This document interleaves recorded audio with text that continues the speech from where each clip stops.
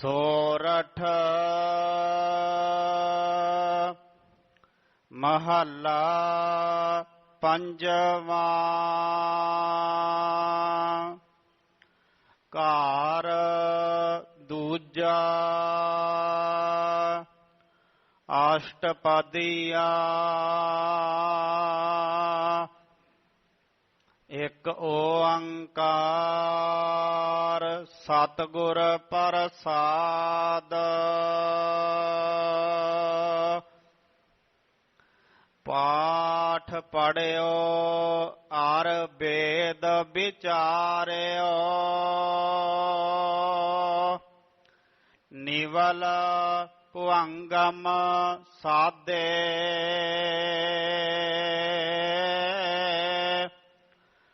ਪੰਚ ਜਨਾ ਸਿਉ ਸੰਗ ਨਾ ਛੁਟਕਿਓ। ਆਦਿਕ ਅਹੰ ਬੁੱਧ ਬਾਧੇ।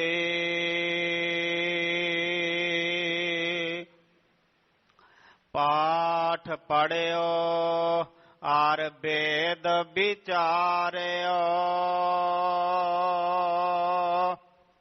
ਨਿਵਲ ਭੁਅੰਗਮ ਸਾਧੇ।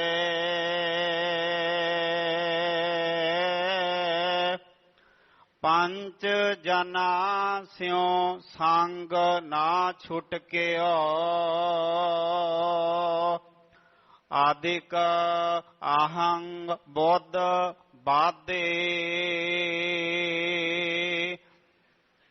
ਪਿਆਰੇ ਇਨ ਬਿਦ ਮਿਲਨ ਨਾ ਜਾਈ। ਮੈਂ ਕੀਏ ਕਰਮ ਅਨੇਕਾ। ਹਾਰ ਭਰਿਓ ਸੁਆਮੀ ਕੈ ਦੁਆਰੈ। ਦੀਜੈ ਬੁੱਧ ਬਬੇਕਾ। ਰਹਾਉ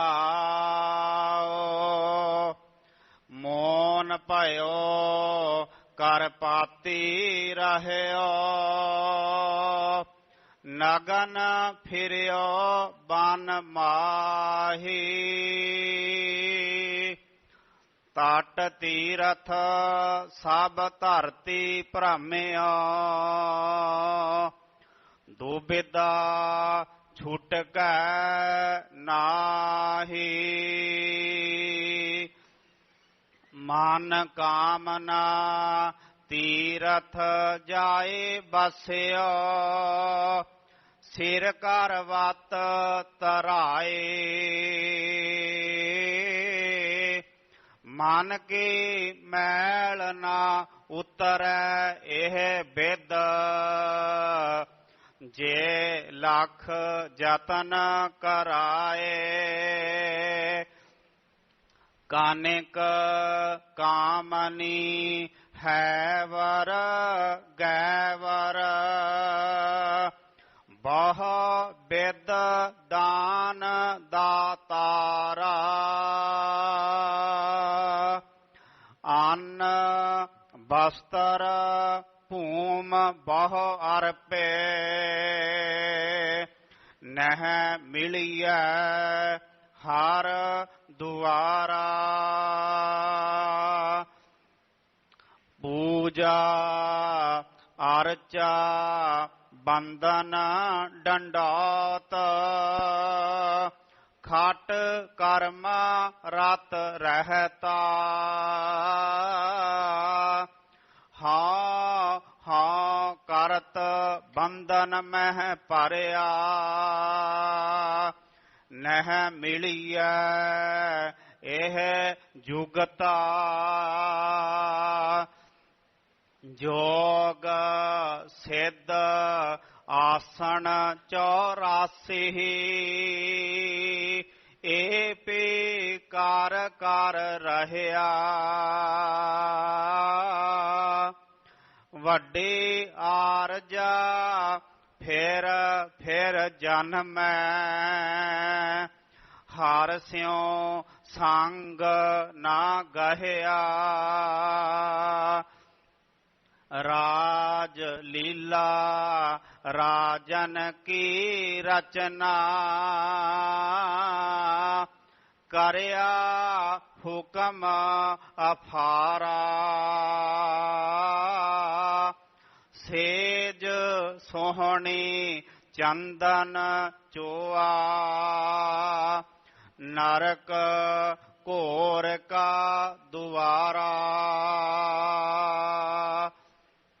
ਹਰ ਕੀਰਤ ਸਾਧ ਸੰਗਤ ਹੈ, ਸਿਰ ਕਰ ਮਨ ਕੈ ਕਰਮਾ। ਕਹੋ ਨਾਨਕ ਤਿਸ ਭਇਓ ਪ੍ਰਾਪਤ,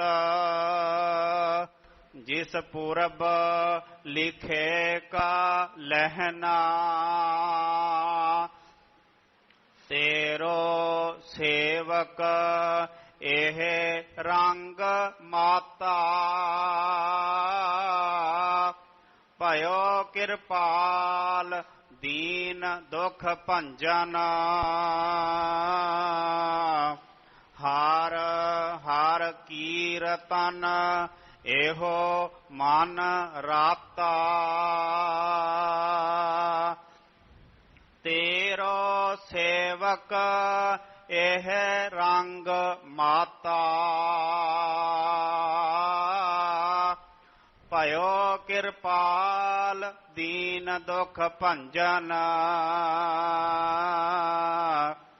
ਹਰ ਹਰ ਕੀਰਤਨ ਇਹੋ ਮਨ ਰਾਤਾ। ਰਹਾਉ ਦੂਜਾ। ਵਾਹਿਗੁਰੂ ਜੀ ਕਾ ਖਾਲਸਾ, ਵਾਹਿਗੁਰੂ ਜੀ ਕੀ ਫਤਿਹ। ਪਰਮ ਸਤਿਕਾਰਯੋਗ ਸਨਮਾਨਯੋਗ ਗੁਰੂ ਕੀ ਸਾਜੀ ਔਰ ਨਵਾਜੀ ਹੋਈ। ਗੁਰੂ ਕਾ ਖਾਸ ਰੂਪ ਗੁਰੂ ਖਾਲਸਾ ਸਾਧ ਸੰਗਤ ਜੀਓ, ਵੱਡਿਆਂ ਭਾਗਾਂ ਵਾਲੇ ਹੋ ਕਿ ਦੀਨ ਦੁਨੀਆ ਦੇ ਮਾਲਕ ਸਤਿਗੁਰੂ ਸ੍ਰੀ ਗੁਰੂ ਗ੍ਰੰਥ ਸਾਹਿਬ ਜੀ ਦੀ ਪਾਵਨ ਪਵਿੱਤਰ ਹਜ਼ੂਰੀ 'ਚ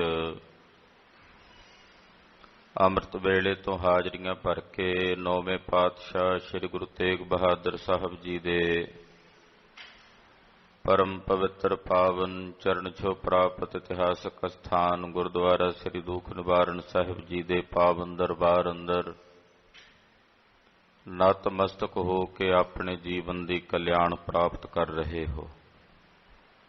ਆਸਾ ਜੀ ਦੀ ਵਾਰ ਦੇ ਸ਼ਬਦ ਕੀਰਤਨ ਰਾਗੀ ਸਿੰਘਾਂ ਦੀ ਰਸਨਾ ਤੋਂ ਬਹੁਤ ਹੀ ਅਦਬ ਸਤਿਕਾਰ ਸ਼ਰਧਾ ਭਾਵਨਾ ਸਹਿਤ ਆਪ ਜੀ ਨੇ ਸਰਵਣ ਕੀਤੇ ਹਨ।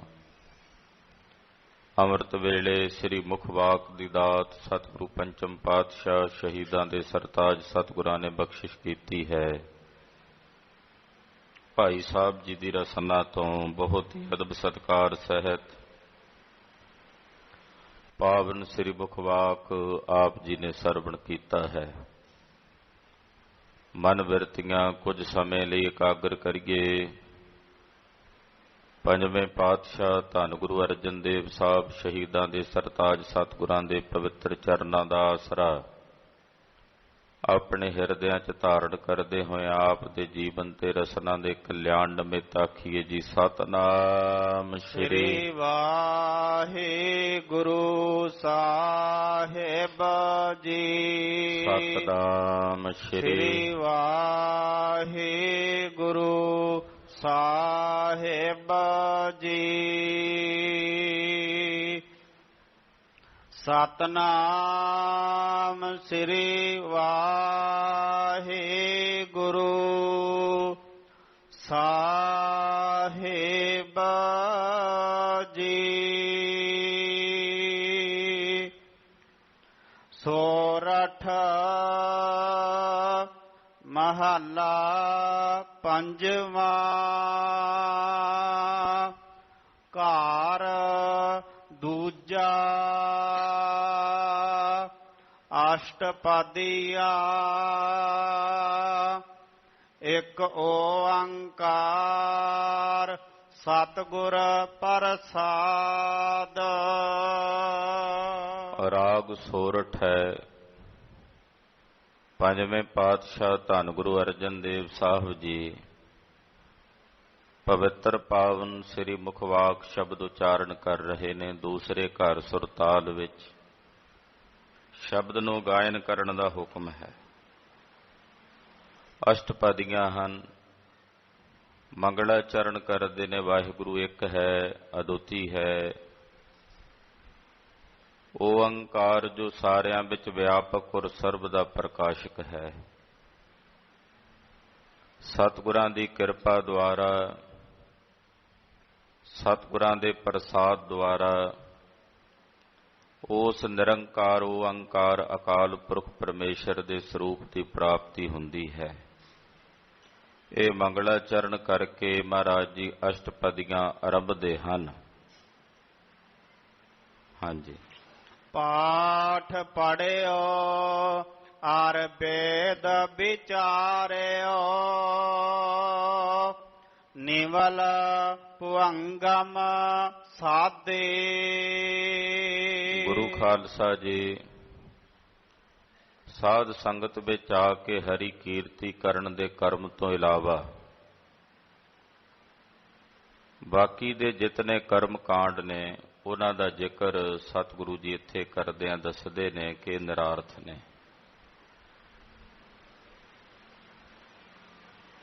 ਪ੍ਰਥਮ ਦੱਸਦੇ ਨੇ ਪਾਠ ਪੜ੍ਹਿਓ।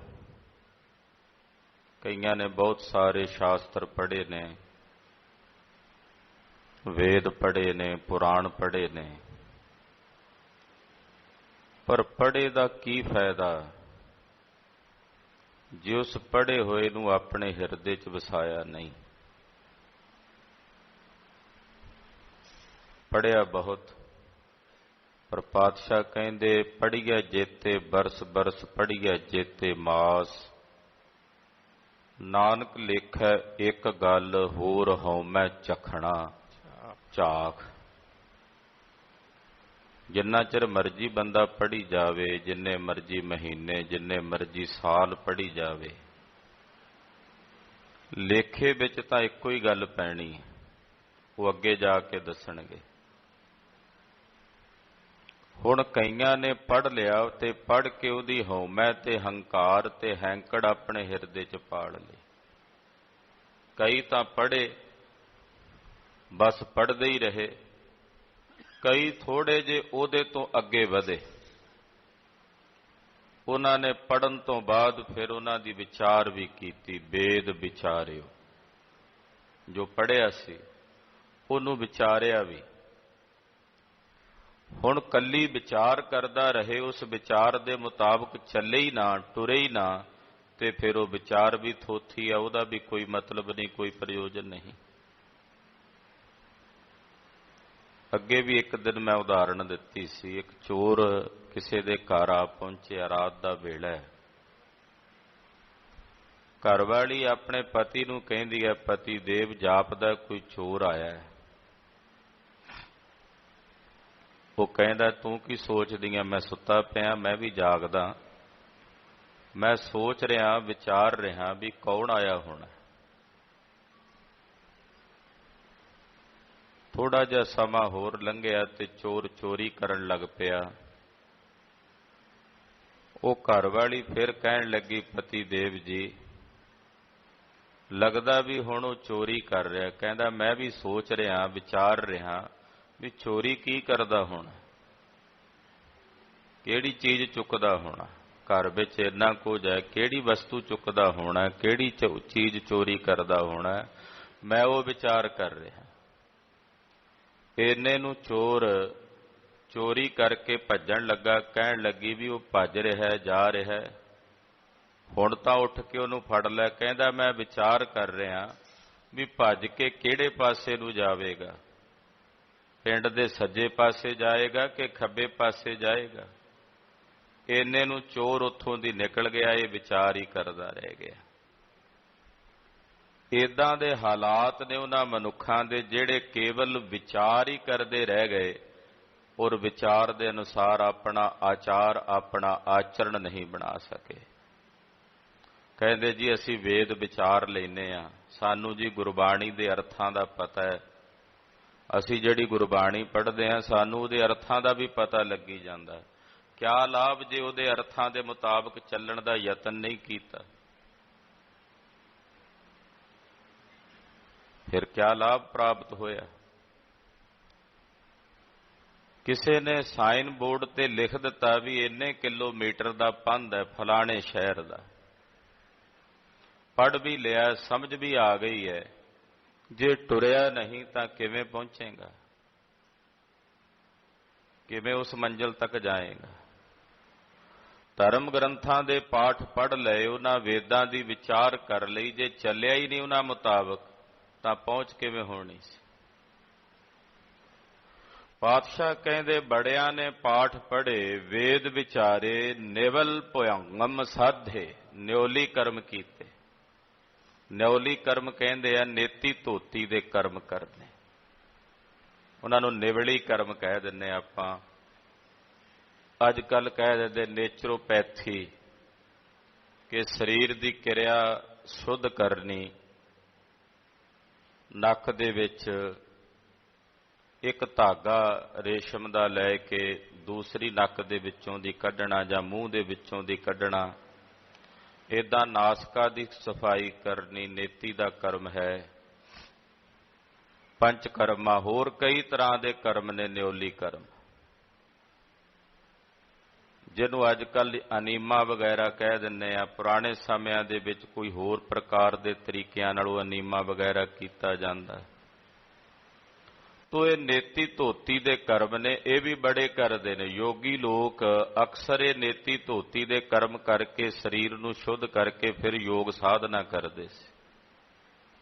ਮਹਾਰਾਜ ਜੀ ਕਹਿੰਦੇ ਨਿਉਲੀ ਕਰਮ ਵੀ ਬੜਿਆਂ ਨੇ ਕੀਤੇ। ਭੁਯੰਗਮ ਕਹਿੰਦੇ ਆ ਸੁਖਮਨਾ ਨਾੜੀ ਨੂੰ, ਜਿਹੜੀ ਸਾਡੀ ਰੀੜ੍ਹ ਦੀ ਹੱਡੀ ਦੀ ਕੰਗਰੋੜ ਦੇ ਨਾਲ ਨਾਲ ਚੱਲਦੀ ਹੈ, ਉਹਨੂੰ ਸੁਸ਼ਮਨਾ ਕਹਿ ਦਿੰਦੇ ਨੇ, ਭੁਯੰਗਮਾ ਨਾੜੀ ਕਹਿ ਦਿੰਦੇ ਨੇ। ਕਈਆਂ ਨੇ ਉਸ ਭੁਯੰਗਮਾ ਨਾੜੀ ਦੀ ਸਾਧਨਾ ਕਰ ਲਈ। ਭੁਯੰਗਮਾ ਨਾੜੀ ਨੂੰ ਸਾਧ ਕੇ ਦਸਮ ਦੁਆਰ ਦੇ ਵਿੱਚ ਆਪਣੇ ਸਵਾਸ ਟਿਕਾਉਣੇ ਸ਼ੁਰੂ ਕਰ ਦਿੱਤੇ। ਇਹਨੇ ਕਰਮ ਕਾਂਡ ਕੀਤੇ। ਪੰਚ ਜਨਾ ਸਿਓ ਸੰਗ ਨਾ ਛੁਟਕਿਓ, ਆਦਿਕ ਅਹੰਗ ਬੁੱਧ ਬਾਧੇ। ਕਹਿੰਦੇ ਇੰਨੇ ਕਰਮ ਕਰਨ ਦੇ ਬਾਵਜੂਦ ਵੀ ਪੰਜਾਂ ਵਿਕਾਰਾਂ ਤੋਂ ਖਹਿੜਾ ਨਹੀਂ ਛੁੱਟਿਆ। ਭੁਯੰਗਮਾ ਨਾੜੀ, ਜਿਹਨੂੰ ਆਪਾਂ ਸੁਸ਼ਮਨਾ ਕਹਿ ਦਿੰਨੇ ਹਾਂ, ਤਿੰਨ ਨਾੜੀਆਂ ਨੇ, ਇੱਕ ਈੜਾ ਹੈ, ਪਿੰਗਲਾ ਹੈ, ਵਿਚਕਾਰ ਜਿਹੜੀ ਇਹਨਾਂ ਦੋਨਾਂ ਦੇ ਕੰਮ ਕਰਦੀ ਉਹਨੂੰ ਸੁਸ਼ਮਨਾ ਕਹਿੰਦੇ, ਭੁਯੰਗਮਾ ਨਾੜੀ। ਇੱਕ ਟਾਈਮ 'ਚ ਸਿਰਫ ਇੱਕ ਨਾੜੀ ਕੰਮ ਕਰਦੀ ਹੈ। ਸਾਡੀ ਨਾਸਕਾ ਦੀ ਜਾਂ ਖੱਬੀ ਨਾਸਕਾ ਕੰਮ ਕਰੇਗੀ ਜਾਂ ਸੱਜੀ ਕੰਮ ਕਰੇਗੀ। ਜੇ ਸੱਜੀ ਕੰਮ ਕਰ ਰਹੀ ਹੈ ਤਾਂ ਖੱਬੀ ਬੰਦ ਹੋਵੇਗੀ, ਖੱਬੀ ਕੰਮ ਕਰ ਰਹੀ ਹੈ ਤਾਂ ਸੱਜੀ ਬੰਦ ਹੋਵੇਗੀ। ਇੱਕ ਨਾੜੀ ਇੱਕ ਸਮੇਂ ਚੱਲਦੀ। ਆਪਣੀ ਨੱਕ ਦੇ ਥੱਲੇ ਅੰਗੂਠਾ ਰੱਖ ਕੇ ਜਾਂ ਹੱਥ ਦਾ ਪੁੱਠਾ ਹਿੱਸਾ ਰੱਖ ਕੇ ਅਸੀਂ ਵੇਖ ਸਕਦੇ ਹਾਂ ਵੀ ਕਿਹੜੀ ਨਾੜੀ ਚੱਲ ਰਹੀ ਹੈ, ਹਵਾ ਕਿਸ ਨਾਸਕਾ ਵਿੱਚੋਂ ਆ ਰਹੀ ਹੈ, ਹੱਥ ਤੇ ਪੈਂਦੀ ਹੈ। ਇਹਨਾਂ ਦੋਨਾਂ ਦੇ ਵਿੱਚ ਜਦੋਂ ਮੰਨ ਲਓ ਕਿ ਸੱਜੀ ਨਾਸਕਾ ਚੱਲ ਰਹੀ ਹੈ ਤੇ ਖੱਬੀ ਚੱਲਣੀ ਹੈ, ਉਸ ਵੇਲੇ ਕੇਵਲ ਕੁਝ ਸਕਿੰਟਾਂ ਲਈ ਤਿੰਨੇ ਨਾੜੀਆਂ ਚੱਲਦੀਆਂ ਨੇ ਤੇ ਤੀਸਰੀ ਨਾੜੀ ਸੁਸ਼ਮਨਾ ਵੀ ਉਸ ਵੇਲੇ ਕੰਮ ਕਰਦੀ ਹੈ। ਉਹ ਕੁਝ ਸਮੇਂ ਲਈ ਕੰਮ ਕਰਦੀ। ਜਦੋਂ ਤਬਦੀਲ ਹੁੰਦੀ ਹੈ ਨਾ ਨਾਸਕਾ, ਸੱਜੀ ਤੋਂ ਖੱਬੀ ਚੱਲਣੀ ਹੈ ਜਾਂ ਖੱਬੀ ਤੋਂ ਸੱਜੀ ਚੱਲਣੀ ਹੈ, ਤਾਂ ਵਿਚਕਾਰ ਜਿਹੜਾ ਸਮਾਂ ਹੁੰਦਾ ਹੈ ਕੁਝ ਕੁ ਸਕਿੰਟਾਂ ਦਾ, 2-4 ਸਕਿੰਟਾਂ ਦਾ, ਉਦੋਂ ਫਿਰ ਸੁਸ਼ਮਨਾ ਵੀ ਕੰਮ ਕਰਦੀ ਹੈ। ਜਿਹੜੇ ਸਾਧਕ ਸਨ ਯੋਗੀ, ਉਹ ਸਾਧਨਾ ਕਰਦਿਆਂ ਕਰਦਿਆਂ ਆਪਣੀ ਉਸ ਸੁਸ਼ਮਨਾ ਨੂੰ ਸदैवी ਕਾਲ ਲਈ ਜਗਾ ਲੈਂਦੇ ਸੀ। ਔਰ ਉਸ ਨੂੰ ਜਗਾਉਣ ਤੋਂ ਬਾਅਦ ਉਹ ਆਪਣੇ ਸਵਾਸਾਂ ਦੀ ਪ੍ਰਕਿਰਿਆ ਦੁਆਰਾ ਆਪਣੇ ਸਵਾਸ ਦਸਮ ਦੁਆਰ 'ਚ ਟਿਕਾ ਲੈਂਦੇ, ਸਰੀਰ ਨੂੰ ਵੀ ਛੱਡ ਦਿੰਦੇ। ਪਰ ਵਿਕਾਰਾਂ ਤੋਂ ਖਹਿੜਾ ਨਹੀਂ ਸੀ ਛੁੱਟਦਾ। ਮਹਾਰਾਜ ਜੀ ਕਹਿੰਦੇ ਜਿਹੜੇ ਪੰਜ ਜਨ ਯਾਨੀ ਕਿ ਕਾਮ, ਕ੍ਰੋਧ, ਲੋਭ, ਮੋਹ, ਹੰਕਾਰ ਨੇ, ਇਹਨਾਂ ਪੰਜਾਂ ਤੋਂ ਫਿਰ ਵੀ ਸੰਗ ਨਹੀਂ ਛੁਟਕਦਾ, ਸਗੋਂ ਅਧਿਕ ਅਹੰਗ ਬੁੱਧ ਵੱਧਦੇ। ਜਿਹੜੇ ਪਾਠ ਪੜ੍ਹਦੇ ਐ, ਵੇਦ ਵਿਚਾਰਦੇ ਐ, ਨਿਉਲੀ ਕਰਮ ਕਰਦੇ ਐ, ਭਿਅੰਗਮਾ ਨਾੜੀ ਸਾਧਦੇ ਐ, ਉਹਨਾਂ ਨੂੰ ਸਗੋਂ ਇਸ ਹੰਕਾਰ ਦੀ ਬਿਰਤੀ ਵਿੱਚ ਬੰਧਨ ਪੈ ਜਾਂਦਾ ਹੈ ਕਿ ਮੈਂ ਇੰਨੇ ਕਰਮ ਕਰਦਾ, ਮੈਂ ਇੰਨਾ ਪੜ੍ਹਿਆ ਹੋਇਆ, ਮੈਂ ਨਿਉਲੀ ਕਰਮ ਕਰਦਾ, ਮੈਂ ਭਿਅੰਗਮਾ ਨਾੜੀ ਦੀ ਸਾਧਨਾ ਕੀਤੀ ਹੋਈ ਹੈ। ਉਹ ਇਸ ਹੰਕਾਰ ਦੇ ਬੰਧਨ ਵਿੱਚ ਆਪਣੇ ਆਪ ਨੂੰ ਬੰਨ੍ਹ ਲੈਂਦੇ ਹਨ। ਪਿਆਰੇ ਇਨ ਬਿਦ ਮਿਲਨ ਨਾ ਜਾਏ।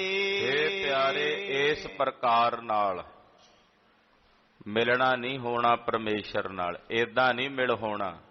ਜੇ ਤੂੰ ਆਖੇ ਵੀ ਨਿਉਲੀ ਕਰਮ ਕਰਕੇ, ਭਿਅੰਗਮਾ ਨਾੜੀ ਦੀ ਸਾਧਨਾ ਕਰਕੇ, ਕੱਲੀਆਂ ਵੇਦਾਂ ਦੀਆਂ ਵਿਚਾਰਾਂ ਕਰਕੇ ਹੀ ਮੈਂ ਪਰਮੇਸ਼ਰ ਨੂੰ ਪ੍ਰਾਪਤ ਹੋ ਜਾਵਾਂਗਾ, ਤਾਂ ਹੇ ਪਿਆਰੇ ਇਸ ਪ੍ਰਕਾਰ ਨਾਲ ਮਿਲਿਆ ਨਹੀਂ ਜਾਣਾ। ਪਿਆਰੇ ਇਨ ਬਿਦ ਮਿਲਣ ਨਾ ਜਾਈ, ਮੈਂ ਕੀਏ ਕਰਮ ਅਨੇਕਾ। ਮੈਂ ਇਸ ਤਰ੍ਹਾਂ ਦੇ ਅਨੇਕਾਂ ਕਰਮ ਕਰਕੇ ਵੇਖ ਲਏ। ਅਨੇਕ ਕਰਮ ਉੱਪਰ ਜਿਹੜੇ ਦੱਸੇ ਨੇ, ਅੱਗੇ ਵੀ ਦੱਸਣੇ ਨੇ। ਕਹਿੰਦੇ ਐਸੇ ਕਰਮ ਕਰ ਕਰਕੇ ਬਹੁਤ ਵੇਖ ਲਏ ਨੇ, ਪਰ ਇਸ ਤਰ੍ਹਾਂ ਪਾਰ ਬ੍ਰਹਮ ਪਰਮੇਸ਼ਰ ਦੇ ਸਰੂਪ ਦੀ ਪ੍ਰਾਪਤੀ ਨਹੀਂ ਹੋਣੀ। ਹਾਰ ਪਰਿਓ ਸੁਆਮੀ ਕੈ ਦੁਆਰੈ, ਦੀਜੈ ਬੁੱਧ ਬਬੇਕਾ। ਆਪਣੇ ਸੁਆਮੀ, ਆਪਣੇ ਪ੍ਰਭੂ, ਆਪਣੇ ਮਾਲਕ ਦੇ ਦਰਵਾਜ਼ੇ ਤੇ ਹਾਰ ਕੇ ਠਹਿਰ ਕੇ ਪੈ ਜਾਓ ਕਿ ਹੇ ਪ੍ਰਭੂ, ਮੈਂ ਤੇਰੇ ਦੁਆਰ ਦੀ ਸ਼ਰਨ ਤੇ ਹਾਰ ਕੇ ਠਹਿ ਕੇ ਪੈ ਗਿਆ ਹਾਂ, ਕਿਰਪਾ ਕਰੋ ਮੈਨੂੰ ਵਿਵੇਕ ਬੁੱਧੀ ਦਾ ਦਾਨ ਬਖਸ਼ੋ। ਕਿਉਂਕਿ ਵਿਵੇਕ ਬੁੱਧੀ ਦਾ ਮਤਲਬ ਹੁੰਦਾ ਜਿੱਥੇ ਦੋ ਨੂੰ ਛੱਡ ਕੇ ਕੇਵਲ ਇੱਕ ਦੀ ਵਿਚਾਰ ਚੱਲੇ, ਉਹਨੂੰ ਵਿਵੇਕ ਕਹਿੰਦੇ ਆ। ਜਿੱਥੇ ਦੋ ਨੂੰ ਛੱਡ ਕੇ ਕੇਵਲ ਇੱਕ ਦੀ ਵਿਚਾਰ ਚੱਲੇ, ਉਹਨੂੰ ਵਿਵੇਕ ਕਹਿੰਦੇ ਆ। ਜਿਨ੍ਹਾਂ ਦਾ ਵਿਵੇਕ ਦੀਪ ਮਲੀਨ ਹੈ, ਉਹ ਕਦੇ ਵੀ ਇਸ ਗੱਲ ਨੂੰ ਸਮਝ ਨਹੀਂ ਸਕਣਗੇ। ਅੱਜ ਸਾਡੇ ਵਿੱਚ ਜਿੰਨਾ ਵਤੰਡਾ ਪੈਦਾ ਹੁੰਦਾ ਕਿਸੇ ਮੁੱਦੇ ਤੇ, ਕਦੇ ਕਿਸੇ ਮੁੱਦੇ ਤੇ, ਕਿੰਨੇ ਪ੍ਰਕਾਰ ਦੇ ਸੰਦੇਹ ਅੱਜ ਸਾਡੇ ਹਿਰਦਿਆਂ ਵਿੱਚ ਸੁੱਤੇ ਸਿੱਧ ਉਤਪੰਨ ਹੁੰਦੇ ਹੈ। ਇਹਦਾ ਕਾਰਨ ਕੀ ਹੈ? ਕਿਉਂਕਿ ਵਿਵੇਕ ਦੀਪ ਮਲੀਨ ਹੈ। ਜੇ ਵਿਵੇਕ ਬੁੱਧ ਹੋਵੇ ਤਾਂ ਇਹ ਸਾਰੇ ਵਤੰਡੇ ਮੁੱਕ ਜਾਂਦੇ ਹਨ। ਵਿਵੇਕ ਦੀਪ ਮਲੀਨ ਹੈ, ਇਸੇ ਕਰਕੇ ਵਤੰਡੇ ਉੱਠਦੇ ਨੇ। ਆਹ ਕੀ ਆਖ ਕੀਤਾ, ਆਹ ਕੀ ਹੋ ਗਿਆ ਜੀ। ਕਈ ਵਾਰ ਪਹਿਲੀ ਵਾਰ ਦੀ ਬਾਰਿਸ਼ ਵੇਖੀ ਹੁੰਦੀ ਹੈ ਗਿੱਦੜ ਨੇ, ਉਹਦੇ ਜ਼ਿੰਦਗੀ 'ਚ ਪਹਿਲੀ ਵਾਰ ਸਾਵਣ ਭਾਦਰੋਂ ਆਇਆ ਹੁੰਦਾ। ਮੀਂਹ ਪੈਂਦਾ ਜਦੋਂ ਵੇਖਦਾ ਤੇ ਉਹ ਕਹਿੰਦਾ, ਇਤਨੀ ਬਾਰਿਸ਼ ਜ਼ਿੰਦਗੀ में हमने पहली बार देखी। ਕਦੇ ਇੰਨਾ ਮੀਂਹ ਪਿਆ ਹੀ ਨਹੀਂ ਪਹਿਲਾਂ। ਤੂੰ ਪਹਿਲਾਂ ਸੀਗਾ ਕਦੋਂ? ਅੱਜ ਜਦੋਂ ਕਿਤੇ ਕੋਈ ਇਹੋ ਜਿਹਾ ਬਚਨ ਹੁੰਦਾ ਹੈ ਤੇ ਕਹਿੰਦੇ ਜੀ ਅਸੀਂ ਤਾਂ ਅੱਜ ਤੋਂ ਪਹਿਲਾਂ ਕਦੇ ਸੁਣਿਆ ਨਹੀਂ। ਜੇ ਤੂੰ ਸੁਣਿਆ ਨਹੀਂ, ਇਹਦਾ ਮਤਲਬ ਇਹ ਹੈ ਹੀ ਨਹੀਂ ਸੀ। ਮੰਨ ਲਓ ਜਿਹੜੀ ਗੱਲ ਮੈਂ ਸੁਣੀ ਨਹੀਂ, ਇਹਦਾ ਮਤਲਬ ਇਹ ਤਾਂ ਨਹੀਂ ਵੀ ਉਹ ਹੋਇਆ ਹੀ ਨਹੀਂ, ਵੀ ਮੈਂ ਅੱਜ ਤੱਕ ਸੁਣੀ ਨਹੀਂ। ਇਹ ਤਾਂ ਹੋ ਹੀ ਨਹੀਂ ਸਕਦੀ। ਹੋ ਸਕਦਾ ਮੇਰੀ ਪਹੁੰਚ ਤੱਕ ਉਹ ਨਾ ਪਹੁੰਚੀ ਹੋਵੇ। ਉੱਥੇ ਨਿਰਮੂਲ ਜੇ ਸ਼ੰਕੇ, ਨਿਰਮੂਲ ਜੇ ਸੰਦੇਹ ਸਾਡੇ ਹਿਰਦਿਆਂ 'ਚ ਉੱਠਣ ਲੱਗ ਪਏ।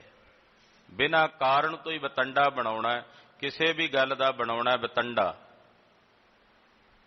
ਵਤੰਡਾਵਾਦ ਅੱਜ ਬਹੁਤ ਜ਼ਿਆਦਾ ਸਾਡੇ 'ਚ ਵੱਧ ਗਿਆ। ਉਹਦਾ ਕਾਰਨ ਹੈ ਕਿਉਂਕਿ ਵਿਵੇਕ ਦੀਪ ਮਲੀਨ। ਜਿਹੜਾ ਵਿਵੇਕ ਦਾ ਦੀਪ ਹੈ, ਦੀਵਾ ਹੈ, ਉਹ ਮਲੀਨ ਹੋ ਚੁੱਕਾ ਹੈ। ਇਸ ਕਰਕੇ ਸਮੁੱਚਿਆਂ ਨੂੰ ਜਿਨ੍ਹਾਂ ਦਾ ਵਿਵੇਕ ਦੀਪ ਮਲੀਨ ਹੈ, ਗੁਰੂ ਚਰਨਾਂ 'ਚ ਅਰਜ਼ੋਈ ਕਰਨੀ ਚਾਹੀਦੀ ਹੈ, ਮਹਾਰਾਜ ਸਾਨੂੰ ਵਿਵੇਕ ਬੁੱਧੀ ਦਾ ਦਾਨ ਬਖਸ਼ੋ।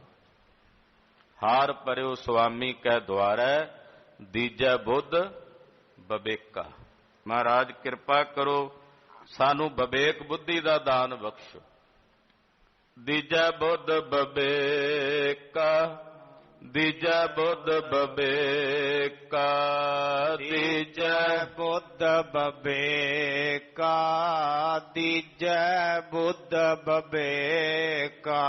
ਹਾਰ ਪਰਿਓ ਸੁਆਮੀ ਕੈ ਦੁਆਰੈ, ਹਾਰ ਪਰਿਓ ਸੁਆਮੀ ਕੈ ਦੁਆਰੈ, ਹਾਰ ਪਰਿਓ ਸੁਆਮੀ ਕੈ ਦੁਆਰੈ, ਹਾਰ ਪਰਿਓ ਸੁਆਮੀ ਕੈ ਦੁਆਰੈ। ਦੀਜੈ ਬੁੱਧ ਬਵੇਕਾ, ਦੀਜੈ ਬੁੱਧ ਬਵੇਕਾ, ਦੀਜੈ ਬੁੱਧ ਬਵੇਕਾ, ਦੀਜੈ ਬੁੱਧ ਬਵੇਕਾ।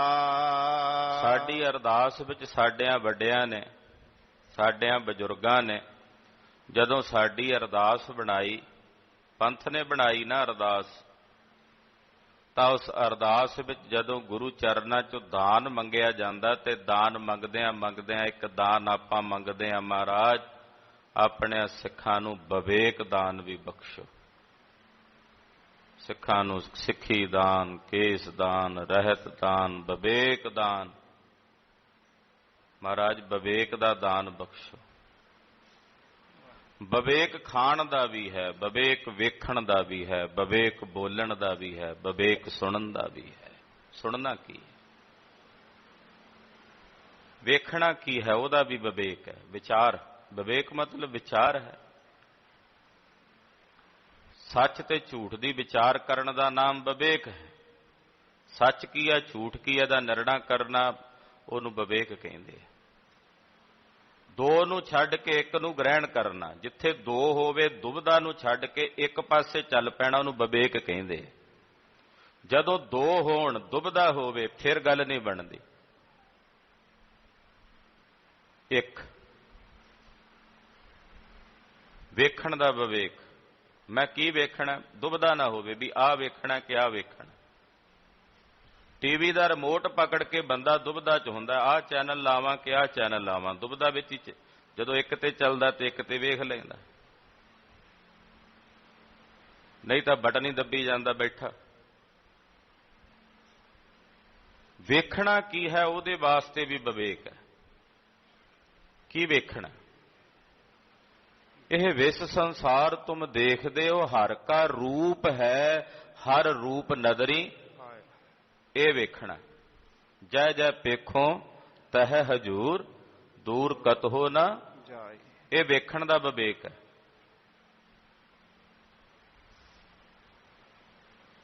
ਤੇ ਜਿਹੜੀ ਇਹਨਾਂ ਅੱਖਾਂ ਦੀ ਅਪਵਿੱਤਰਤਾ ਹੈ, ਉਹ ਕੀ? ਅੱਖੀਂ ਸੂਤਕ ਵੇਖਣਾ, ਪਰਤਰਿਆ ਪਰ ਧਨ ਰੂਪ,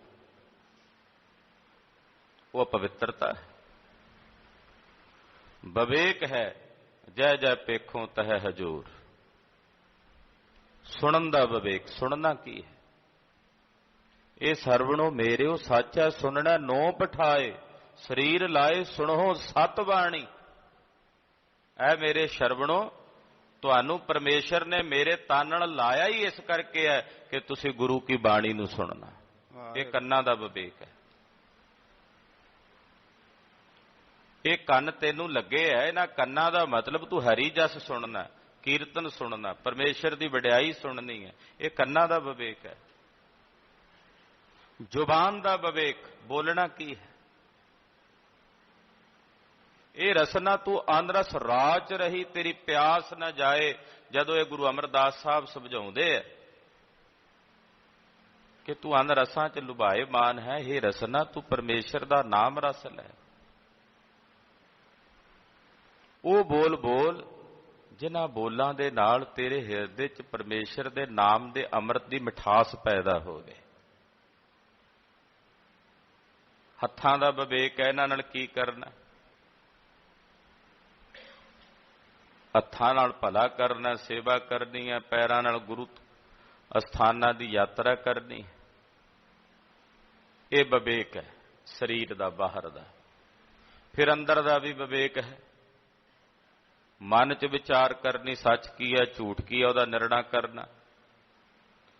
ਹੁਣ ਇਹ ਸਾਰਾ ਵਿਵੇਕ ਮਿਲੇਗਾ ਕਿੱਥੋਂ? ਮਹਾਰਾਜ ਜੀ ਕਹਿੰਦੇ ਵਿਵੇਕ ਉਦੋਂ ਮਿਲੇਗਾ ਜਦੋਂ ਆਪਣੇ ਮਾਲਕ ਦੇ ਦਰ ਤੇ ਹਾਰ ਕੇ ਢਹਿ ਕੇ ਬੇਨਤੀ ਕਰੋਗੇ, ਮਹਾਰਾਜ ਕਿਰਪਾ ਕਰਕੇ ਸਾਨੂੰ ਵਿਵੇਕ ਦਾ ਦਾਨ ਬਖਸ਼ੋ। ਅੱਜ ਅਗਰ ਸਾਨੂੰ ਸਭ ਤੋਂ ਵੱਧ ਕਿਸੇ ਦਾਨ ਦੀ ਲੋੜ ਹੈ ਤਾਂ ਉਹ ਹੈ ਵਿਵੇਕ ਦਾਨ। ਮਹਾਰਾਜ ਕਿਰਪਾ ਕਰਕੇ ਸਾਨੂੰ ਵਿਵੇਕ ਦਾਨ ਬਖਸ਼ੋ। ਦੀਜੈ ਬੁੱਧ ਵਿਵੇਕਾ, ਸਾਨੂੰ ਵਿਵੇਕ ਬੁੱਧੀ ਦਾ ਦਾਨ ਪ੍ਰਦਾਨ ਕਰੋ। ਰਹਾਉ ਮੋਨ ਭਇਓ ਕਰ ਪਾਤੀ ਰਹਿਓ, ਨਗਨ ਫਿਰਿਓ ਬਨ ਮਾਹੀ। ਕਹਿੰਦੇ ਕਈ ਮੋਨੀ ਹੋ ਗਏ, ਚੁੱਪ ਹੋ ਗਏ। ਇੱਕ ਹੁੰਦਾ ਹੈ ਵੀ ਸਾਧਨਾ ਕਰਦਿਆਂ ਤੁਹਾਡੇ ਮਨ ਦੀ ਅਵਸਥਾ ਹੀ ਐਸੀ ਬਣ ਜੇ ਵੀ ਕਿਸੇ ਨਾਲ ਬੋਲਣ ਨੂੰ ਚਿੱਤ ਨਾ ਕਰੇ। ਉਹ ਤਾਂ ਹੋਗੀ ਇੱਕ ਵੱਖਰੀ ਅਵਸਥਾ ਵੀ ਮਨ ਨਾ ਕਰੇ ਬੋਲਣ ਨੂੰ। ਬਾਬਾ ਬੋਲਣਾ ਕਿਆ ਕਹੀਏ, ਜੈਸੇ ਰਾਮ ਨਾਮ ਰਵ ਰਹੀ ਹੈ, ਉਹ ਵੀ ਇੱਕ ਅਵਸਥਾ। ਇੱਕ ਜਾਣ ਬੁੱਝ ਕੇ ਹੱਠ ਕਰਕੇ ਮੌਨ ਰੱਖਣਾ, ਲੋਕਾਂ ਨੂੰ ਵਿਖਾਉਣ ਵਾਸਤੇ ਜੀ ਬਾਬਾ ਜੀ ਮੌਨੀ ਬਾਬਾ ਜੀ ਨੇ, ਇਹ ਤਾਂ ਬੋਲਦੇ ਨਹੀਂ ਹਨ ਕੁਝ। ਕਲਗੀਧਰ ਸਵਾਮੀ ਸ੍ਰੀ ਗੁਰੂ ਗੋਬਿੰਦ ਸਿੰਘ ਸਾਹਿਬ ਜੀ ਦੇ ਦਰਬਾਰ ਵਿੱਚ ਇੱਕ ਇਹੋ ਜਿਹਾ ਮੌਨੀ ਬਾਬਾ ਆ ਗਿਆ। ਆਖਣ ਜੀ ਵਰਿਆਂ ਤੋਂ ਨਹੀਂ ਬੋਲਿਆ, ਏ ਮੌਨ ਹੈ। ਸਿੰਘ ਵੀ ਕਹਿਣ ਲੱਗੇ ਧੰਨ ਹੈ ਇਹ ਬਾਬਾ ਜਿਹੜਾ ਬੋਲਦਾ ਹੀ ਨਹੀਂ, ਸਾਡਾ ਤਾਂ ਬੋਲੇ ਬਿਨਾਂ ਸਰਦਾ ਨਹੀਂ ਹੈ। ਕੋਈ ਸ਼ੈ ਮੰਗਣੀ, ਕੋਈ ਵਸਤੂ ਮੰਗਣੀ, ਕੁਝ ਕਹਿਣਾ, ਬੋਲਣਾ ਪੈਂਦਾ।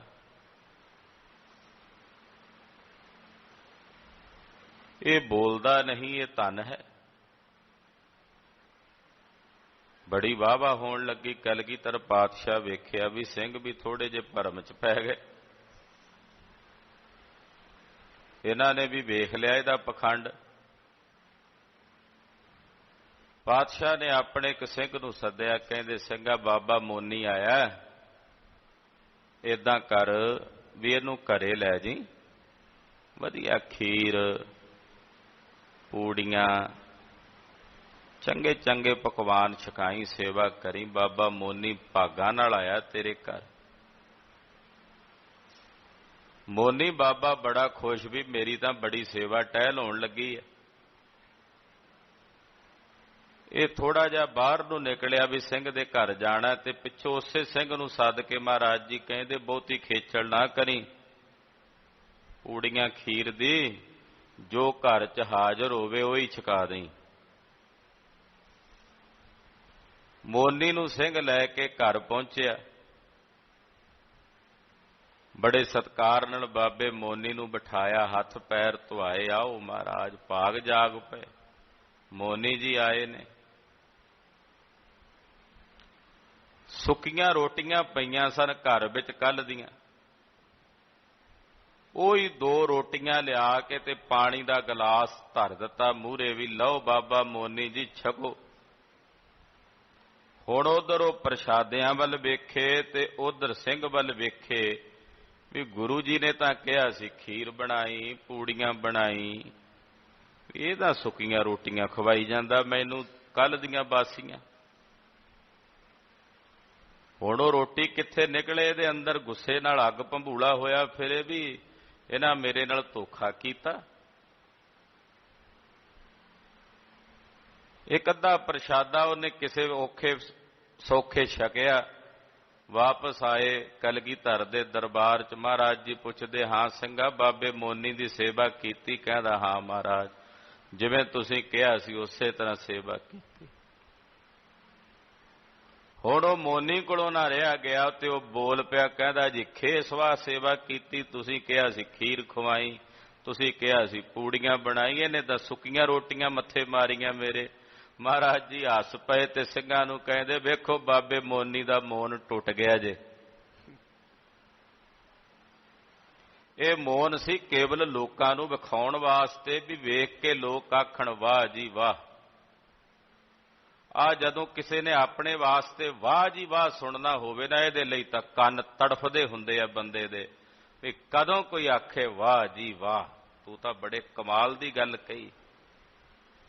ਆ ਵਾਹ ਜੀ ਵਾਹ ਸ਼ਬਦ ਸੁਣਨ ਵਾਸਤੇ ਤਾਂ ਦੁਨੀਆ ਤਰਸਦੀ ਫਿਰਦੀ ਹੁੰਦੀ ਹੈ, ਉਹਦੇ ਲਈ ਕੀ ਕੁਝ ਨਹੀਂ ਕਰਦੇ ਹੁੰਦੇ ਲੋਕ। ਜ਼ਮੀਨ ਦੇ ਉੱਤੇ ਕਰਜ਼ਾ ਚੁੱਕ ਲੈਂਦਾ ਵੀ ਧੀ ਪੁੱਤ ਨੂੰ ਵਿਆਹਣਾ, ਵੀ ਕਾਹਦੇ ਵਾਸਤੇ, ਵੀ ਧੀ ਪੁੱਤ ਵਿਆਹਣਾ, ਜ਼ਮੀਨ ਤੇ ਲੋੜ ਤੋਂ ਵੱਧ ਕਰਜ਼ਾ ਚੁੱਕਿਆ, ਖਰਚਿਆ, ਕਾਹਦੇ ਲਈ, ਵੀ ਲੋਕ ਆਖਣ ਵਾਹ ਜੀ ਵਾਹ। ਕੋਈ ਕੰਮ ਕਰਨਾ ਆਪਣੇ ਵਿੱਤ ਤੋਂ ਵੱਧ ਹੋ ਕੇ ਕਰਨ ਦਾ ਯਤਨ ਕਰਦਾ ਬੰਦਾ, ਕਿਸ ਲਈ ਕਰਦਾ, ਆਖਣਗੇ ਲੋਕ ਵਾਹ ਜੀ ਵਾਹ, ਕਮਾਲ ਕਰ ਦਿੱਤੀ ਫਲਾਣੇ ਨੇ। ਇਸ ਵਾਹ ਵਾਹ ਨੂੰ ਸੁਣਨ ਵਾਸਤੇ ਕਿੰਨੀ ਦੁਨੀਆ ਉਜੜਦੀ ਫਿਰਦੀ ਹੈ। ਪਖੰਡੀ ਪਖੰਡ ਕਰਦੇ ਆ, ਕਾਹਦੇ ਲਈ, ਵਾਹ ਜੀ ਵਾਹ ਸੁਣਨ ਵਾਸਤੇ। ਮਹਾਰਾਜ ਜੀ ਕਹਿੰਦੇ ਸੀ ਇਹ ਪਖੰਡ ਹੈ, ਇਹ ਝੂਠੀ ਵਾਹ ਵਾਹ ਹੈ ਦੁਨੀਆ ਦੀ। ਦੁਨੀਆ ਝੂਠੀ, ਝੂਠੀ ਦੁਨੀਆ ਦੀ ਵਾਹ ਵਾਹ ਵੀ ਝੂਠੀ। ਪਰਮੇਸ਼ਰ ਸੱਚਾ ਹੈ, ਉਹਦੀ ਵਾਹ ਵਾਹ ਵੀ ਸੱਚੀ ਹੈ। ਵਾਹੋ ਵਾਹੋ ਤਿਸਨੂੰ ਆਖੀਐ, ਉਸ ਪਰਮੇਸ਼ਰ ਨੂੰ ਆਖੋ ਹੇ ਵਾਹਿਗੁਰੂ, ਹੇ ਗੁਰੂ ਤੂੰ ਵਾਹ ਹੈ, ਹੇ ਗੁਰੂ ਤੂੰ ਵਾਹ ਹੈ, ਹੇ ਗੁਰੂ ਤੂੰ ਵਾਹ ਹੈ। ਉਸ ਨੂੰ ਆਖੀਏ ਹੇ ਵਾਹਿਗੁਰੂ ਤੂੰ ਵਾਹ ਹੈ, ਤੂੰ ਵਾਹ ਹੈ। ਵਾਹੋ ਵਾਹੋ ਕਾ ਬੜਾ ਤਮਾਸ਼ਾ, ਹੇ ਪਰਮੇਸ਼ਰ ਤੂੰ ਵਾਹ ਹੈ। ਪਾਤਸ਼ਾਹ ਕਹਿੰਦੇ ਬੜੇ ਪਖੰਡੀ ਮੌਨ ਭਇਓ, ਮੌਨੀ ਹੋ ਗਏ। ਕਰ ਪਾਤੀ ਰਹਿਓ, ਹੱਥਾਂ ਨੂੰ ਭਾਂਡੇ ਬਣਾ ਲਿਆ। ਪਾਤੀ ਕਹਿੰਦੇ ਨੇ ਪਾਤਰ, ਕਰ ਕਹਿੰਦੇ ਨੇ ਹੱਥਾਂ ਨੂੰ। ਹੱਥਾਂ ਨੂੰ ਭਾਂਡੇ ਬਣਾ ਕੇ ਲੋਕਾਂ ਦੇ ਦਰਾਂ ਤੇ ਮੰਗਦੇ ਫਿਰਦੇ ਨੇ। ਨਗਨ ਫਿਰਿਓ ਬਨ ਮਾਹੀ, ਨੰਗੇ ਹੋ ਗਏ, ਕੱਪੜੇ ਲਾਹ ਦਿੱਤੇ ਤਨ ਤੋਂ ਤੇ ਬਨਵਾਸੀ ਹੋ ਕੇ ਜੰਗਲਾਂ 'ਚ ਰਹਿਣ ਲੱਗੇ। ਭੋਜ ਪੱਤਰ ਆਦਿਕ ਆਪਣੇ ਤਨਾਂ ਤੇ ਲਾ ਕੇ ਉਹਦੇ ਨਾਲ ਆਪਣਾ ਜੀਵਨ ਨਿਰਵਾਹ ਕਰਨ ਲੱਗੇ। ਪਾਤਸ਼ਾਹ ਕਹਿੰਦੇ ਨਗਨ ਫਿਰਤ ਜੋ ਪਾਈਆ ਜੋਗ, ਜੇ ਨੰਗੇ ਰਹਿਆ ਰੱਬ ਦੀ ਪ੍ਰਾਪਤੀ ਹੁੰਦੀ ਤੇ ਜਿੰਨੇ ਜੰਗਲ ਦੇ ਹਿਰਨ ਸੀ ਸਾਰੇ ਜੋਗੀ ਬਣ ਜਾਂਦੇ। ਉਹ ਰਹਿੰਦੇ ਹੀ ਨਗਨ ਨੇ, ਉਹ ਤਾਂ ਬਸਤਰ ਪਾਉਂਦੇ ਹੀ ਨਹੀਂ। ਬਨਾਂ ਦੇ ਵਿੱਚ ਵੀ ਫਿਰਿਆ, ਜੰਗਲਾਂ ਵਿੱਚ ਵੀ ਨਗਨ ਹੋ ਕੇ ਫਿਰਦਾ ਰਿਹਾ। ਤਟ ਤੀਰਥ ਸਭ ਧਰਤੀ ਭ੍ਰਮਿਆ, ਦੁਬਿਧਾ ਛੁਟਕੈ ਨਾਹੀ। ਬੜਿਆਂ ਬੜਿਆਂ ਤੀਰਥਾਂ ਦੇ ਕੰਢਿਆਂ ਤੇ ਜਾ ਕੇ ਭਟਕਦਾ ਫਿਰਿਆ, ਸਾਰੀ ਧਰਤੀ ਤੇ ਭਰਮ ਲਿਆ, ਪਰ ਦੁਬਦਾ ਫਿਰ ਨਹੀਂ ਗਈ। ਦੁਬਦਾ ਛੁਟਕੈ ਨਾਹੀ, ਦੁਬਦਾ ਫਿਰ ਨਹੀਂ ਛੁੱਟੀ ਹਿਰਦੇ ਚੋਂ, ਦੁਬਦਾ ਦੀ ਫਿਰ ਨਿਰਵਿਰਤੀ ਨਹੀਂ ਹੋਈ। ਤੀਰਥਾਂ ਤੇ ਭਰਮਣ ਕੀਤਾ, ਧਰਤੀ ਦੇ ਉੱਤੇ ਫਿਰਦਾ ਰਿਹਾ, ਦੁਬਦਾ ਇਹਦੇ ਹਿਰਦੇ ਚੋਂ ਫਿਰ ਨਹੀਂ ਛੁੱਟ ਸਕੀ। ਮਨ ਕਾਮਨਾ ਤੀਰਥ ਜਾਏ ਬਸਿਓ, ਸਿਰ ਕਰ ਵਤ ਤਰਾਏ। ਮਨ ਕਾਮਨਾ ਦਾ ਮਤਲਬ ਹੁੰਦਾ ਵੀ ਮਨੀਕਰਨ ਤੀਰਥ ਕਾਸ਼ੀ ਦੇ ਵਿੱਚ ਹੈ। ਉੱਥੇ ਸਿਰ ਤੇ ਆਰਾ ਧਰ ਕੇ ਚੀਰ ਦਿੰਦੇ ਸਨ ਬਾਹਮਣ, ਵੀ ਤੈਨੂੰ ਤੂੰ ਦਾਨ ਕਰੇਗਾ ਤੇ ਅੱਗੇ ਤੂੰ ਮੁਕਤ ਹੋ ਜਾਏਗਾ। ਅੰਗਰੇਜ਼ਾਂ ਦੇ ਸਮੇਂ ਉਹ ਆਰਾ ਬੰਦ ਹੋਇਆ। ਕਹਿੰਦੇ ਮਨ ਕਾਮਨਾ ਮਨੀਕਰਨ ਤੀਰਥ ਜਿਹੜਾ ਦੱਸਿਆ ਜਾਂਦਾ ਹੈ, ਉੱਥੇ ਜਾ ਕੇ ਵਸ ਗਿਆ। ਸਿਰ ਦੇ ਉੱਤੇ ਆਰਾ ਧਰਵਾ ਲਿਆ ਤੇ ਆਰਾ ਧਰਵਾ ਕੇ ਆਪਣਾ ਆਪ ਚਰਵਾ ਲਿਆ। ਮਨ ਕੀ ਮੈਲ ਨਾ ਉਤਰੈ ਇਹ ਬਿਦ, ਜੇ ਲੱਖ ਜਤਨ ਕਰਾਏ। ਕਹਿੰਦੇ ਆਰੇ ਨਾਲ ਤਨ ਚਰਾ ਲਿਆ ਮਨੀਕਰਨ ਤੀਰਥ ਤੇ ਜਾ ਕੇ, ਫਿਰ ਵੀ ਮਨ ਦੀ ਮੈਲ ਨਹੀਂ ਉਤਰੀ। ਖਾਲਸਾ ਜੀ ਕਾਸ਼ੀ ਵਿੱਚ ਇੱਕ ਆਰਾ ਰੱਖਿਆ ਹੋਇਆ ਖੂਹ ਦੇ ਵਿੱਚ ਬ੍ਰਾਹਮਣਾਂ ਨੇ। ਕੋਈ ਚੰਗਾ ਧਨਵਾਨ ਸ਼ਾਹੂਕਾਰ ਆਉਣਾ, ਉਹਨੂੰ ਕਹਿਣਾ ਵੀ ਚੱਲ ਤੂੰ ਮੁਕਤ ਹੋਣਾ। ਕਾਸ਼ੀ 'ਚ ਲੋਕ ਮਰਨ ਹੀ ਆਉਂਦੇ ਆ, ਕਿਉਂਕਿ ਉਹਨਾਂ ਦੀ ਧਾਰਨਾ ਜਿਹੜਾ ਕਾਸ਼ੀ 'ਚ ਮਰਦਾ ਮੁਕਤ ਹੁੰਦਾ ਹੈ। ਇਹਨਾਂ ਨੇ ਆਰੇ ਨਾਲ ਚੀਰ ਦੇਣਾ। ਅੰਗਰੇਜ਼ਾਂ ਨੇ ਵੇਖਿਆ ਵੀ ਇਹ ਕੀ ਪਖੰਡ ਹੈ। ਉਹਨਾਂ ਨੇ ਇੱਕ ਦਿਨ ਸਾਰੇ ਬਾਹਮਣ ਇਕੱਠੇ ਕੀਤੇ। ਜਦੋਂ ਪੁਰਾਣੀ ਹਿਸਟਰੀ ਫਰੋਲੀ, ਵੇਖਿਆ ਵੀ ਬਾਹਮਣ ਕੋਈ ਮੁਕਤ ਹੋਇਆ ਹੀ ਨਹੀਂ, ਕਿਸੇ ਨੇ ਬਾਹਮਣ ਨੇ ਆਪਣਾ ਆਪ ਚਰਾਇਆ ਹੀ ਨਹੀਂ। ਇਹ ਜਿੰਨੇ ਹੁਣ ਤਾਈਂ ਚੀਰੇ ਇਹਨਾਂ ਨੇ ਛਤਰੀ ਰਾਜੇ ਜਿਹੜੇ ਸ਼ਾਹੂਕਾਰ ਉਹੀ ਚੀਰੇ ਤੇ ਉਹਨਾਂ ਦਾ ਧਨ ਦੌਲਤ ਆਪ ਸਾਂਭ ਲੈਂਦੇ ਸੀ ਬਾਅਦ ਚ। ਉਹਨਾਂ ਆਖਿਆ ਵੀ ਹੁਣ ਤਾਈਂ ਤੁਸੀਂ ਬੜਿਆਂ ਨੂੰ ਮੁਕਤ ਕੀਤਾ, ਤੁਸੀਂ ਤੁਹਾਡੇ ਚੋਂ ਬ੍ਰਾਹਮਣ ਨਹੀਂ ਕੋਈ ਮੁਕਤ ਹੋਇਆ, ਅੱਜ ਤੁਹਾਨੂੰ ਅਸੀਂ ਮੁਕਤ ਕਰਨਾ ਹੈ, ਸਾਰੇ ਥੱਲੇ ਤੁਹਾਨੂੰ ਚੀਰਨਾ। ਹੱਥ ਜੋੜਨ ਕਹਿੰਦੇ ਨਾ ਜੀ ਏਦਾਂ ਨਾ ਕਰੋ, ਕਹਿੰਦੇ ਫਿਰ ਇਹ ਪਖੰਡ ਬੰਦ ਕਰੋ। ਉਦੋਂ ਫਿਰ ਉਹ ਆਰੇ ਦੇ ਉੱਤੇ ਪਾਬੰਦੀ ਲੱਗੀ ਸੀ। ਦੱਸਿਆ ਜਾਂਦਾ ਹੁਣ ਵੀ ਹੈ ਉਹਦੀਆਂ ਨਿਸ਼ਾਨੀਆਂ ਉੱਥੇ ਕਾਸ਼ੀ ਵਿੱਚ, ਬਨਾਰਸ ਵਿੱਚ। ਇਹ ਲੋਕਾਂ ਨੂੰ ਡਰਾ ਕੇ, ਧਮਕਾ ਕੇ ਜਾਂ ਕਈ ਤਰ੍ਹਾਂ ਦੇ ਲਾਲਚ ਦੇ ਕੇ ਆਰੇ ਥੱਲੇ ਚੀਰਦੇ ਸਨ ਕਿ ਤੁਹਾਡੀ ਮੁਕਤੀ ਹੋਵੇਗੀ, ਤੁਹਾਡੇ ਪ੍ਰਾਸ਼ਚਿਤ ਕਰਮ ਹੋਣਗੇ। ਪਰ ਧੰਨ ਭਾਈ ਮਤੀ ਦਾਸ ਜੀ ਮਨ 'ਚ ਕੋਈ ਕਾਮਨਾ ਨਹੀਂ, ਕੋਈ ਕਾਂਖਾ ਨਹੀਂ, ਕੇਵਲ ਇੱਕੋ ਇੱਛਾ ਕਿ ਜਦੋਂ ਮੇਰੇ ਸਿਰ ਤੇ ਆਰਾ ਚੱਲੇ ਮੈਂ ਨੌਵੇਂ ਪਾਤਸ਼ਾਹ ਦੇ ਦਰਸ਼ਨ ਕਰਦਾ ਹੋਵਾਂ। ਉਹ ਸ਼ਹਾਦਤ ਪ੍ਰਾਪਤ ਕਰ ਰਹੇ ਨੇ, ਆਪਣੇ ਸਵੈ ਧਰਮ ਤੋਂ ਆਪਣਾ ਆਪਾ ਕੁਰਬਾਨ ਕਰ ਰਹੇ ਨੇ। ਉਹਨਾਂ ਦਾ ਆਰਾ ਚੱਲਿਆ ਪ੍ਰਵਾਨ ਸੀ, ਪਰ ਆ ਜਿਹੜਾ ਪਖੰਡ ਵਸ ਹੋ ਕੇ ਕੀਤਾ ਜਾਂਦਾ ਸੀ, ਜਿਹਦੇ ਬਾਰੇ ਇੱਥੇ ਗੁਰੂ ਅਰਜਨ ਦੇਵ ਸਾਹਿਬ ਦੱਸ ਰਹੇ ਨੇ, ਕਹਿੰਦੇ ਇਉਂ ਕਰਨ ਨਾਲ ਮਨ ਕੀ ਮੈਲ ਨਾ ਉਤਰੈ ਇਹ ਬਿਦ। ਇਸ ਪ੍ਰਕਾਰ ਨਾਲ ਮਨ ਦੀ ਮੈਲ ਨਹੀਂ ਸੀ ਉਤਰਦੀ। ਜੇ ਲੱਖ ਯਤਨ ਕਰਾਏ, ਭਾਵੇਂ ਇਦਾਂ ਦੇ ਲੱਖਾਂ ਹੀ ਯਤਨ ਕਰਾ ਲਵੇ, ਕਰ ਲਵੇ। ਕਾਨਕ ਕਾਮਨੀ ਹੈ ਵਰ ਗੈਵਰ, ਬਹੁ ਬਿਦ ਦਾਨ ਦਾਤਾਰਾ। ਕਹਿੰਦੇ ਸੋਨੇ ਦੀਆਂ ਇਸਤਰੀਆਂ ਬਣਾ ਕੇ ਦਾਨ ਕੀਤੀਆਂ ਜਾਂਦੀਆਂ ਸੀ। ਕਨਕ ਕਾਮਨੀ, ਕਨਕ ਨਾਮ ਹੁੰਦਾ ਸੋਨੇ ਦਾ, ਸੋਨੇ ਦੀਆਂ ਇਸਤਰੀਆਂ ਬਣਾ ਕੇ ਦਾਨ ਕਰਦੇ ਸਨ। ਹੈ ਵਰ ਗੈ ਵਰ, ਵਧੀਆ ਵਧੀਆ ਘੋੜੇ, ਵਧੀਆ ਵਧੀਆ ਹਾਥੀ, ਉਹਦੇ ਤੋਂ ਇਲਾਵਾ ਹੋਰ ਬਹੁਤ ਪ੍ਰਕਾਰ ਦੇ ਦਾਨ ਆਦਿਕ ਦੇਣ ਵਾਲੇ ਦਾਤੇ ਸਨ। ਅੰਨ ਬਸਤਰ ਭੂਮ ਬਹੁ ਅਰਪੇ, ਨਹਿ ਮਿਲੀਐ ਹਰ ਦੁਆਰਾ। ਅੰਨ ਦਾ ਦਾਨ ਕੀਤਾ, ਬਸਤਰਾਂ ਦਾ ਦਾਨ ਕੀਤਾ, ਜ਼ਮੀਨਾਂ ਦਾ ਦਾਨ ਕੀਤਾ।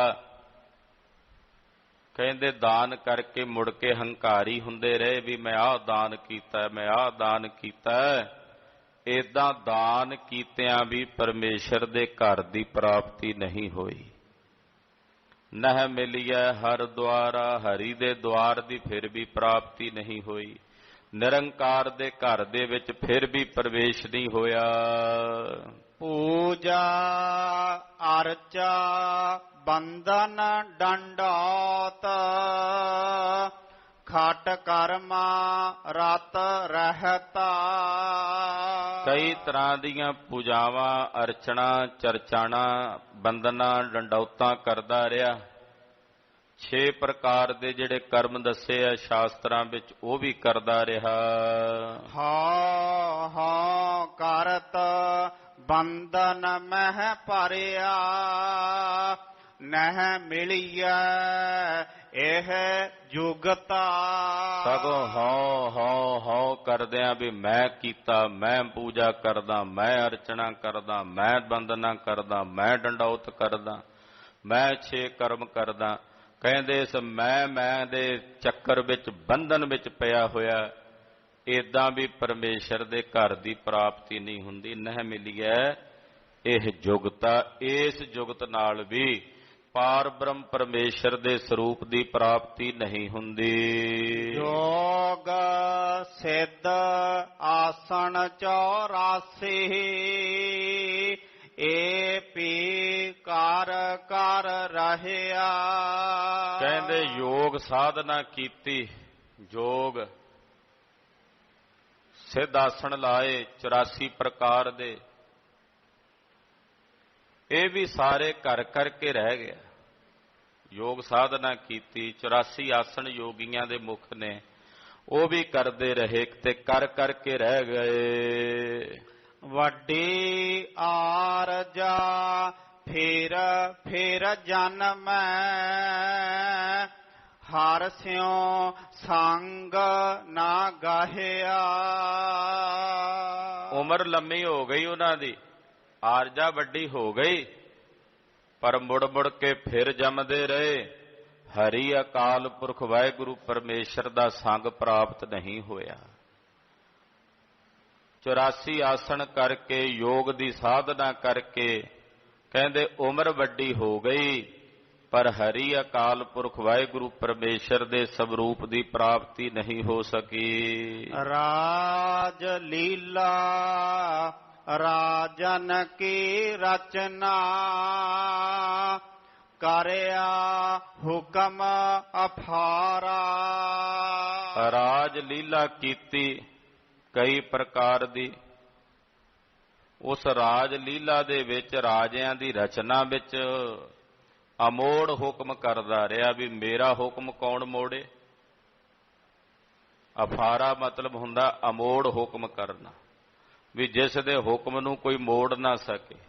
ਇਹੋ ਜਿਹਾ ਰਾਜਾ ਬਣਿਆ ਤੇ ਰਾਜਾ ਬਣ ਕੇ ਰਾਜਿਆਂ ਦੀ ਰਚਨਾ 'ਚ ਉਲਝਿਆ ਹੋਇਆ, ਲੋਕਾਂ ਦੇ ਉੱਤੇ ਜਰਵਾਣੇ ਹੁਕਮ ਫਰਮਾਉਂਦਾ ਰਿਹਾ, ਕਰਦਾ ਰਿਹਾ।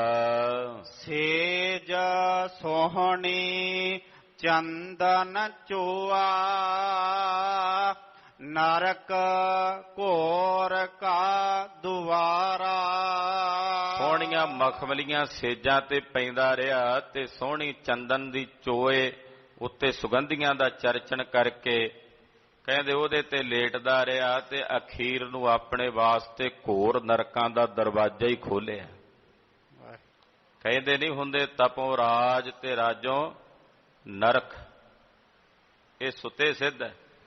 ਜੇ ਰਾਜ ਹਲੇਮੀ ਨਾਲ ਨਹੀਂ ਕੀਤਾ, ਰਾਜ ਜਰਵਾਣਾ ਬਣ ਕੇ ਕੀਤਾ, ਤੇ ਸੁਭਾਵਕ ਹੈ ਆਪਣੇ ਲਈ ਨਰਕਾਂ ਦਾ ਹੀ ਦਰਵਾਜ਼ਾ ਖੋਲਿਆ ਵੱਡਿਆਂ ਵੱਡਿਆਂ ਰਾਜਿਆਂ ਨੇ। ਹਰ ਕੀਰਤ ਸਾਧ ਸੰਗਤ ਹੈ, ਸਿਰ ਕਰਮਨ ਕੈ ਕਰਮਾ।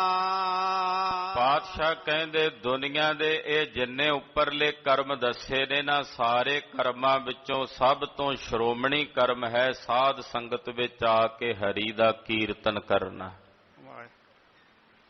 ਹਰ ਕੀਰਤ ਸਾਧ ਸੰਗਤ ਹੈ, ਸਿਰ ਕਰਮਨ ਕੈ ਕਰਮਾ। ਹਰੀ ਦੀ ਕੀਰਤੀ ਕਰਨੀ ਸਾਧ ਸੰਗਤ ਵਿੱਚ ਆ ਕੇ। ਇਹ ਦੁਨੀਆ ਦੇ ਜਿਤਨੇ ਕਰਮ ਹਨ, ਉਹਨਾਂ ਸਾਰੇ ਕਰਮਾਂ ਚੋਂ ਸ਼੍ਰੋਮਣੀ ਕਰਮ ਹੈ, ਸਰਵੋਤਮ ਕਰਮ ਹੈ। ਇਸ ਕਰਮ ਦੇ ਤੁਲ ਦੁਨੀਆ 'ਚ ਕੋਈ ਕਰਮ ਨਹੀਂ ਜਿਹੜਾ ਤੁਸੀਂ ਕਰ ਰਹੇ ਹੋ ਇਸ ਵੇਲੇ। ਆ ਸੰਗਤ ਵਿੱਚ ਬੈਠੇ ਕਥਾ ਸੁਣ ਰਹੇ ਹੋ, ਪਰਮੇਸ਼ਰ ਦੀ ਕੀਰਤੀ ਸਰਵਣ ਕਰ ਰਹੇ ਹੋ, ਇਸ ਕਰਮ ਵਰਗਾ ਦੁਨੀਆ 'ਚ ਕੋਈ ਕਰਮ ਨਹੀਂ। ਦੁਨੀਆ ਦੇ ਜਿਤਨੇ ਕਰਮ ਨੇ ਉਹਨਾਂ ਸਾਰੇ ਕਰਮਾਂ 'ਚੋਂ ਸ਼੍ਰੋਮਣੀ ਕਰਮ ਹੈ। ਵਾਹਿਗੁਰੂ। ਤੇ ਉਹਨਾਂ ਨੂੰ ਪ੍ਰਾਪਤ ਹੁੰਦਾ ਹੈ ਜਿਨ੍ਹਾਂ ਦੇ ਭਾਗ ਚੰਗੇ ਹੁੰਦੇ ਆ, ਭਾਗ ਸਵੱਲੇ ਹੁੰਦੇ ਆ। ਹਾਂਜੀ। ਕਹੋ ਨਾਨਕ ਤਿਸ ਭਇਓ ਪਰਾਪਤ, ਜਿਸ ਪੁਰਬ ਲਿਖੇ ਕਾ ਲਹਿਣਾ। ਇਹ ਸਾਧ ਸੰਗਤ ਦੀਆਂ ਘੜੀਆਂ ਉਹਨਾਂ ਨੂੰ ਪ੍ਰਾਪਤ ਹੁੰਦੀਆਂ, ਗੁਰੂ ਅਰਜਨ ਦੇਵ ਸਾਹਿਬ ਕਹਿੰਦੇ ਆ, ਜਿਨ੍ਹਾਂ ਦੇ ਪੂਰਬਲੇ ਜਨਮਾਂ ਦੇ ਕਰਮ ਚੰਗੇ ਨੇ, ਜਿਨ੍ਹਾਂ ਦੇ ਪੂਰਬਲੇ ਜਨਮਾਂ ਦੇ ਕੀਤੇ ਚੰਗੇ ਕਰਮਾਂ ਨਾਲ ਲੇਖ ਪਏ ਹੋਏ ਨੇ ਨਾ, ਭਾਗਾਂ ਵਾਲਿਆਂ ਨੂੰ ਸਾਧ ਸੰਗਤ ਵਿੱਚ ਜੁੜ ਕੇ ਬੈਠ ਕੇ ਹਰੀ ਕੀਰਤੀ ਕਰਨ ਦਾ ਸੁਭਾਗ ਸਮਾਂ ਪ੍ਰਾਪਤ ਹੁੰਦਾ ਹੈ। ਤੇਰਾ ਸੇਵਕ ਇਹ ਰੰਗ ਮਾਤਾ। ਹੇ ਵਾਹਿਗੁਰੂ, ਮੈਂ ਤੇਰਾ ਸੇਵਕ ਹਾਂ ਔਰ ਤੇਰੇ ਇਸ ਰੰਗ ਵਿੱਚ ਮਸਤ ਹਾਂ। ਇਹ ਰੰਗ ਮਾਤਾ, ਤੇਰੇ ਇਸ ਰੰਗ ਵਿੱਚ, ਤੇਰੀ ਭਗਤੀ ਦੇ ਰੰਗ ਵਿੱਚ, ਤੇਰੀ ਬੰਦਗੀ ਦੇ ਰੰਗ ਵਿੱਚ ਰੰਗਿਆ ਹੋਇਆ ਹਾਂ। ਭਇਓ ਕਿਰਪਾਲ ਦੀਨ ਦੁਖ ਭੰਜਨ,